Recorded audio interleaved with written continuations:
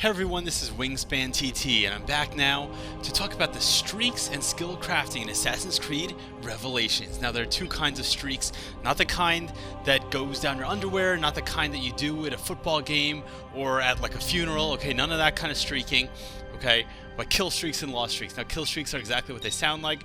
They are bonuses you get for getting kills in a row. However, unlike Assassin's Creed Brotherhood, you now get streak points also for stunning people. So you can get a kill streak while you're on defense just for stunning. You can mix stuns and kills to get your streaks. So let's talk about these. And for the most part, they're very similar, so we won't go into huge detail. The basic streak, kill streak plus 250, you get 250 extra points for 5 kills or stuns in a row. And when you say in a row, it means without you getting killed yourself, or I believe stuns reset your streak as well. You know, this is very basic, and when you think about it, it's basically saying if you get 5 kills or stuns in a row, it's adding 50 points to each one of those kills or stuns. And you'll see there's regular kill streaks, and then there's silent kill streaks. So silent one's exactly the same, except you only need 3 kills, right? But the kills need to be silent kills, so you can't be, you know, you have to be a silent or higher in order to get them. If you get a kill that's, you know, that's just the basic level, or you know, a reckless kill or anything like that, it resets your streak. So you know, all the silent streaks are more rewarding. Like for instance, there's the 7 kill streak. Okay, the 7 kill streak is 550 points. But the silent is 550 points, but it only requires 5. So when you're trying to decide, do I want the silent or the regular one? It just comes down to, do you really think you can get the silent kills? Getting 5 silent kills or 7 silent kills, that's rough, alright? You need to trail every opponent and hope that they don't, you know, walk around a corner right into you or something. I would highly not recommend silent kills for something like Manhunt or Assassinate, where you're not going to be able to control how quickly you approach a person. Whereas in Wanted or Deathmatch, okay, then maybe you can run the silent kill streaks. In terms of how high of a kill streak you want to run, that's up to you also. You really want to run the highest kill streak that you personally feel you can achieve. If you can't achieve 7 kills or stuns in a row, don't run the 7 kill or stun kill streak. And yeah, that's easy to say, right? But, you know, play with it. Run the 5-1 or the 3-1 for a while. If you always get the kill streaks, then notch it back up to the 5 or the 7-1. So that pretty much explains all these basic kill streaks. They're just point bonuses. There's no reason not to equip one. You should always have at least a 5 kill streak one. Obviously, if you're going for stuns, if you were going for stuns, like you're on defense and Manhunt only, you should take the silent ones because you're not going to be getting kills. So you might as well take the ones with higher point values. Now, there are 2, alright, and these are similar again, Animus hack streaks. Okay, and these Animus hack streaks, what they do is, when you get the kill, and it's a lot, it's 9 kills or 7 silent kills or stuns. When you complete this streak for a short period of time, I think it's like 20 seconds, you can kill anyone you want at any distance. Like it's literally like hacking. You see someone across the map, you hit the X button, they're dead. Alright? NPC, a player, alright, you can kill your pursuer with the Animus hack. It is literally like a hack. Your character like gets this matrixy effect on them, and they basically just fucking stop existing. It's awesome. It's really hilarious, but you know, in most game modes, getting 9 kills in a row, or getting 7 silent, you know, kills in a row, it's very rough. And for any of these, you know, 7 and up ones here, any of the 7 and up ones, including the hack or not, you should really consider taking that this perk here, kill buffer, that when you die, you don't lose your whole streak, you just lose 1 of your streak. So if you have, you know, 6 kills and you're about to get 7, you get killed, you don't go back to 0, you go back to 5, which makes a big difference. So if you're thinking about running 7 kill streak or any of the Animus hack streaks, I definitely take that. Now, in my opinion, Animus hack's not that good. It is hilarious. It is absolutely fucking hilarious, but I don't think it's as good as taking this 7 kill streak or this 550 or any of these other ones. Okay, lost streaks are just what they sound like. They're streaks that trigger when you're behind, when you've been killed a bunch of times, or you lost your contract a bunch of times. Now, I talked before, in my opinion, the 2 best lost streaks are the score doubler, because obviously if you're behind by a huge amount, you need a huge score boost to catch back up and get back into the top 3 positions. And you can even die on purpose in order to kind of like set up a huge kill score worth like 2,000 points or more. Now the Animus hack here is good in my opinion for certain builds, because this is alright, you lose your contract losses 5 in a row, and typically if you're losing 5 contract losses, that means people are roof running away from you, or everyone else is beating you to the kills. Alright, who knows, maybe they're using guns, maybe they're just better than you. But this allows you to use the hack to kill your next target from any distance. So if you're always getting beaten to your target, oh, that's not going to happen now that you can just kill them from across the map instantly.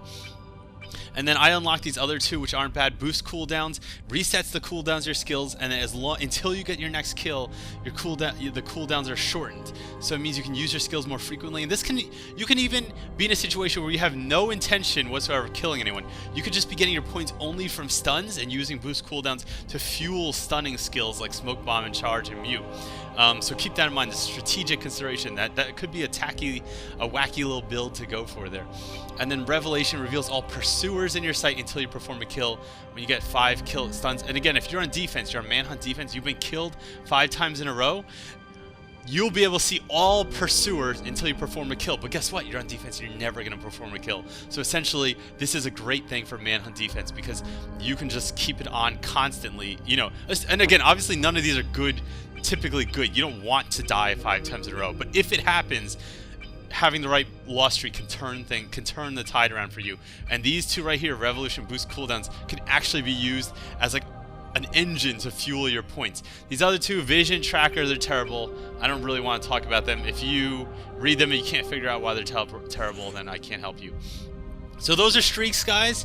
Alright, that's basically it. We talked about abilities, perks, and streaks. And if you go to toptiertactics.com, hopefully by the end of this week, I'm also going to put together a couple more in-depth guides about how to use all these abilities, or at least some of them. It's going to be an ongoing thing. But one thing I'm definitely going to do if we go back here to crafting abilities is I'm going to make a guide for crafting, right? And what is crafting? It sounds complicated, but it's really simple. It's actually stupidly simple. It's that for 80 Abstergo points, all right, it requires 80 Abstergo points every time. You can go into a skill like, let's say, Morph, right? Okay. And you essentially start with 2 points. You see 2 remaining points up there. And then you can assign those 2 points to any 2 categories you want to change how that skill functions. So you can say, oh, Morph normally takes 60 seconds to cool down. Well, I'm going to put 2 points into it. Excuse me. And now it's going to take 45 seconds to cool down. Or I feel like Morph doesn't protect me enough. So I'm going to put 2 points in duplicates. So instead of getting 4 duplicates, there's going to be 6 copies of me. So whenever I roll, I'm going to have 6 people in my fucking NPC posse, alright? And you can split it like this. You could be like, well, I need a shorter cooldown, but I don't need it to be drastic. So I'm going to put 1 in cooldown, 1 in duplicates, okay? So each skill has its own attributes. A lot of them have things like cooldown is one of them, okay? They all have cooldown, and what you choose for each of them kind of decides what you want from the skill. In my opinion, the best way to do it is to think, what's the weakness of skill? What's the thing about the skill that gets you killed the most, or makes it fail the most? And that's what you want to fix. So for instance, the hidden gun, all right?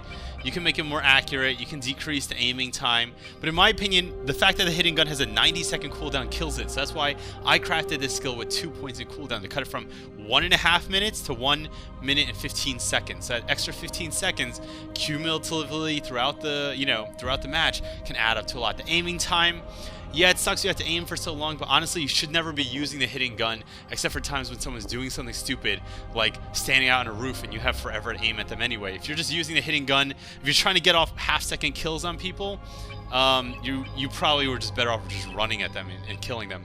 Same thing with accuracy. The accuracy only counts when you're not planning to charge it all the way. Well, most of the time you should be charging at least 90% of the way. So that's why it went cooldowns. And in my opinion with skills, if you're not sure what to put in cooldown, because it's always better to use the skill more frequently, alright? But it's not necessarily, okay, you can increase the range and duration of smoke bomb, which that can give you an edge on other people's smoke bombs. It can prevent less like BS where someone jumps through your smoke bomb. And I would definitely think like, oh, there's nothing wrong with putting 1 in cooldown and 1 in range, alright? That range can help a lot. And it goes from 3.2 meters to 3.3 meters, essentially giving you an extra foot of range. As we Americans like to think of it. Duration, same thing too. This can buy you time. If someone smoke bombs at the same time as you, then adding extra duration can essentially allow your smoke bomb to persist longer, so you could have it first and you can stun or kill. Or you want to do something like, all right, 1 range, 1 duration. you know, this isn't the most you know, you can't use a smoke bomb as frequently. You can still only now use it every minute, but your smoke bomb will always beat other people's smoke bombs. If you do this, you know, your smoke bomb's always gonna have better range than the default smoke bomb and last longer. So on average, it's going to mean that when it comes out smoke bomb versus smoke bomb, or trying to edge someone out of a crowd or something like that, you know, that would be very powerful. So I went with the cooldown, but there's no real right answer there. You can toy with any of them. In my opinion, though, some do have right answers, like morph. There's no point, in my opinion, more duplicates, more range. Like if someone isn't tricked by, if someone is not tricked by 4 duplicates, they're not going to be tricked by 7. All right, that's not going to fix it. The same thing. The range essentially does the same thing. Let's see, what else? And some of these skills I haven't decided yet, like poison, I don't know what I want to do with it. Like this one, alright, bodyguard. I didn't do cooldown here. The cooldown is very short for bodyguard, right? It starts at 50 seconds. So in my opinion, you know, that's not the weak side of bodyguard. The weak side of bodyguard is, you know, you go to use the bodyguard, the NPC forms, and you're waiting for him to protect you and to stun your enemy or to fool your enemy, and then your enemy just doesn't show up. Maybe they don't know where you are, and as soon as they show up, the bodyguard goes away and now you're stuck by yourself again. So the default duration is 8 seconds, okay? And here's the other thing I was thinking. When you put 2 points in duration, it goes from 8 seconds to 12 seconds. So that gives you a 50% improvement in how long it lasts. That's a big deal.